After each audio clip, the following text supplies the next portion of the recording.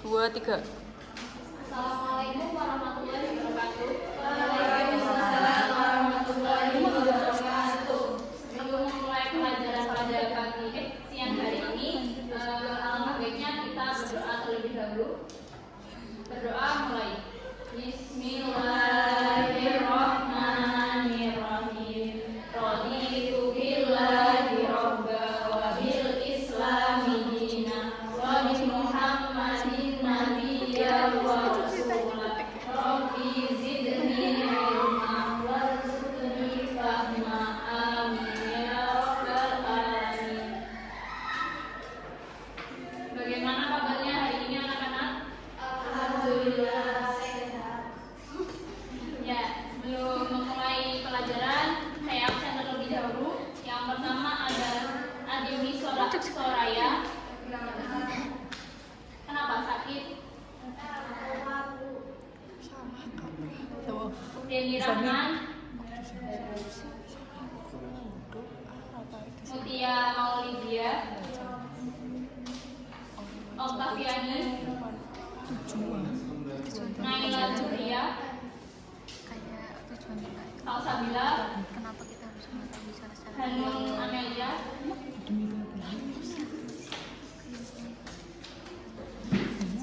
Oke, untuk agar teman-teman semangat semua, nanti kalau ibu bilang apa kabar semuanya, jawabnya alhamdulillah, tetap semangat, Allahu Akbar. Begitu ya? Ya. Apa kabar semuanya? Alhamdulillah, tetap semangat, Allahu Akbar. Sekali lagi, apa kabar semuanya? Alhamdulillah, tetap semangat, Allahu Akbar. Oke, jadi ada yang tahu nggak? Siang hari ini kita akan belajar mengenai apa? Tahu. Kita akan belajar tentang pelajaran sejarah budaya Islam. Nah, nanti kita akan mempelajari 2 poin, yaitu yang pertama teori apa saja yang dilakukan Islam untuk masuk ke Indonesia, dan yang kedua ada jalur apa saja yang digunakan Islam untuk masuk ke Indonesia. Nah, jadi untuk nanti pembelajaran teman-teman mohon diperhatikan semuanya, karena nanti di akhir pembelajaran ibu akan memberikan pertanyaan mengenai dan mengulas materi yang tadi sudah diberikan. Oke? Nah, sebelum masuk ke materi masuknya Islam ke Indonesia, di sini ibu akan tanya, sebelumnya ada yang pernah membaca buku atau mendengar cerita mengenai masuknya Islam ke Indonesia? Sudah ada yang pernah membaca atau mendengar ceritanya? Sudah? Belum? Mungkin udah tapi lupa ya? Ya. Oke. Jadi masuknya Islam ke Indonesia itu tidak langsung tiba-tiba masuk. Indonesia dulu tuh belum ada Islam. Pasti kita tuh bertanya-tanya, siapa sih yang membawa Islam masuk ke Indonesia, dan di mana tempatnya pertama kali Islam masuk di Indonesia? Begitu kan, pasti banyak pertanyaan yang muncul.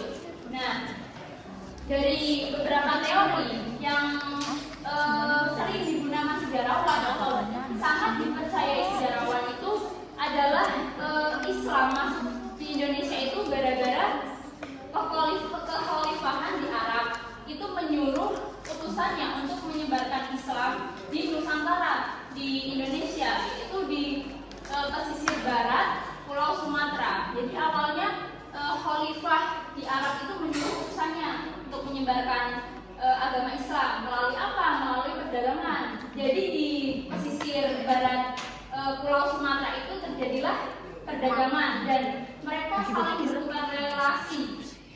Kemudian terjadilah pernikahan atau kan itu berjalin lama ya. Nah itu teori yang sangat dipercayai sama sejarawan. Oke, selanjutnya teori yang akan kita bahas ini ada 4. Teman-teman ada yang tahu nggak salah satu teorinya apa saja? Nah, iya teori bicara. Kemudian, ya Persia. Kemudian ada yang ingat? Teori Arab ya, tadi yang pertama yang dipercayai oleh sejarawan itu teori Arab. Yang terakhir ada yang tahu? teori Cina. Oke. Kita akan masuk ke materi yang pertama, yaitu teori ya.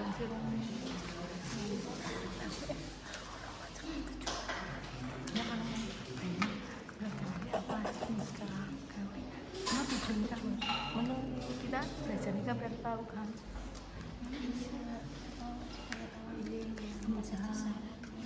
Ya maksudnya ditarik sih, nah awal tuh ditarik, yang terakhir tuh ditarik kesimpulannya seperti ini.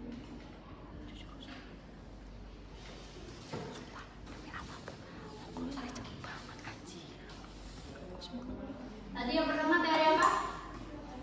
Ya, teori gejala.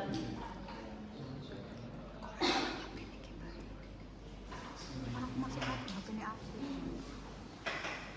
Nah, pada tahu nggak teori gejala ini mayoritas atau penduduknya itu orang mana?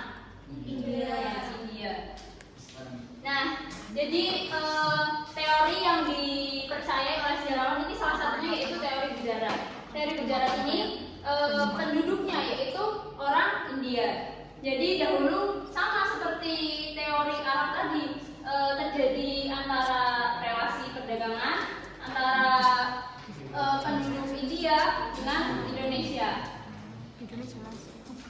Nah, teori Gujarat ini diyakini oleh Sucipto Widyo Suparto. Dia adalah sejarawan Indonesia yang meyakini bahwasannya teori Gujarat ini teori yang diyakini Islam masuk di Indonesia ini lewat ini karena melalui perdagangan antara orang India dengan Indonesia. Kemudian teori Gujarat ini masuk ke Indonesia pada abad berapa? Ada yang tahu? Nah, masuk ke Indonesia ini pada abad 7 Hijriah atau 13 Masehi.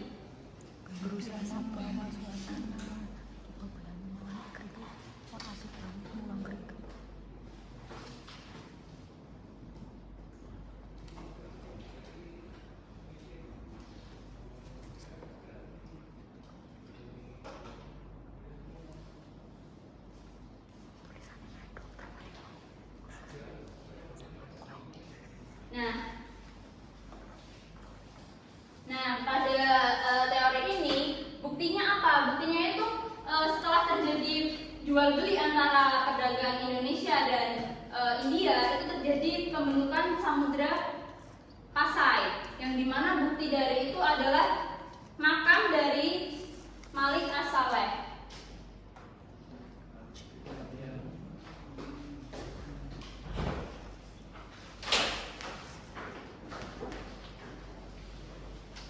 Oke, kita bahas singkat saja. Selanjutnya ada teori apa tadi? Persia, terus Arab. Nah, ini Arab dulu.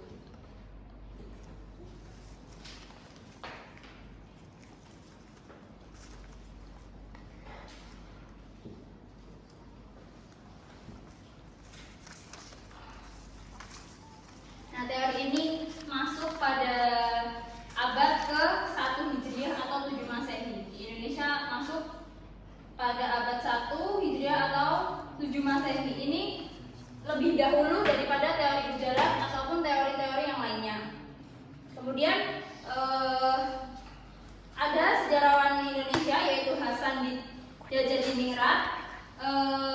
Dia mengakui atau meyakini bahwasanya kenapa bisa teori Arab, karena dulu di Sumatera, di pesisir barat Pulau Sumatera itu sudah ada penduduk Arab. Jadi dia meyakininya seperti itu.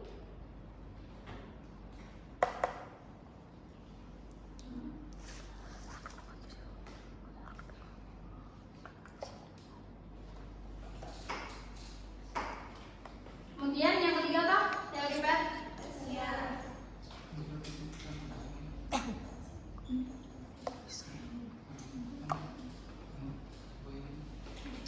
Nah, kenapa teori ini dimasukkan ke dalam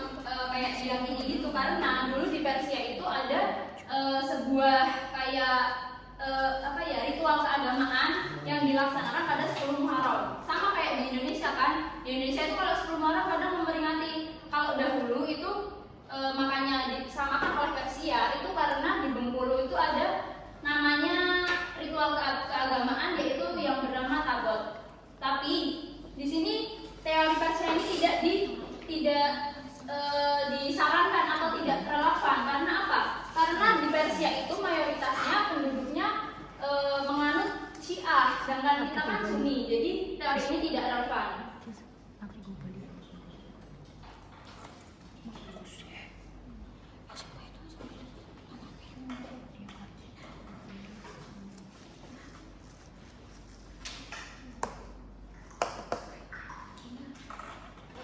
Kemudian yang terakhir ada apa? Teori apa?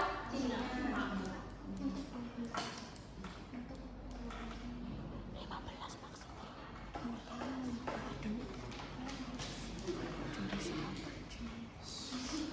Nah, teori Cina masuk pada abad berapa?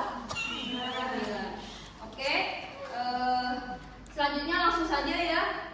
Ada jalur masuknya Islam ke Indonesia, yaitu ada apa aja? Tadi perdagangan, terus pernikahan, terus kesenian, terus satu lagi yang sangat berpengaruh. Ayo Bandung, pendidikan. Nah itu sangat berpengaruh. Jadi ada 4 ya.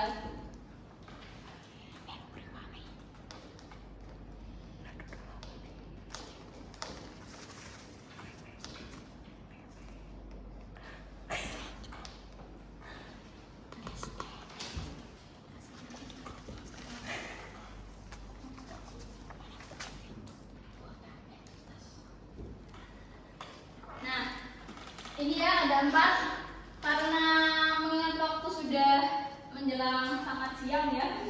Nah, ini Ibu akan memberi beberapa pertanyaan mengenai materi yang sudah Ibu sampaikan. Ingat-ingat ya.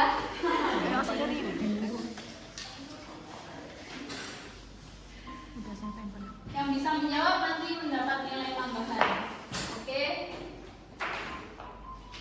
Pertanyaannya gampang kalau tadi teman-teman semua memperhatikan. Kapan Islam masuk ke Indonesia? Ayo, mau ditunjuk atau mau? Ayo tadi Islam masuk ke Indonesia itu ya pertama yaitu di teori Arab. Dan teori Arab itu tahun berapa? Nah, betul. Kemudian teori apa saja yang digunakan Islam masuk ke Indonesia?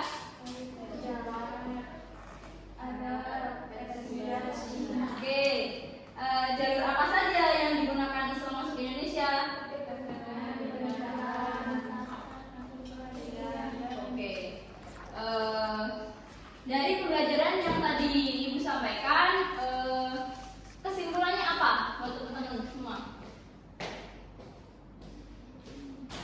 Kesimpulannya kita bisa memahami ya, kita jadi tahu gimana sejarahnya Islam itu masuk ke Indonesia. Jadi begitu.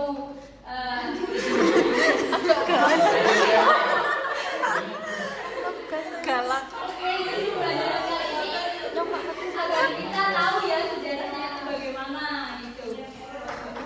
Oke, terima kasih ya untuk teman-teman semua yang sudah mengikuti pelajaran pada siang hari ini. Semoga ilmu yang kita pelajari hari ini bermanfaat. Amin. Sebelum mengakhiri pembelajaran ini, alangkah baiknya kita membaca hamdalah. Cukup sekian yang dapat Ibu sampaikan. Mohon maaf apabila ada kesalahan atau sengaja atau tidak sengaja. Kurang lebihnya mohon maaf. Wassalamualaikum warahmatullahi wabarakatuh.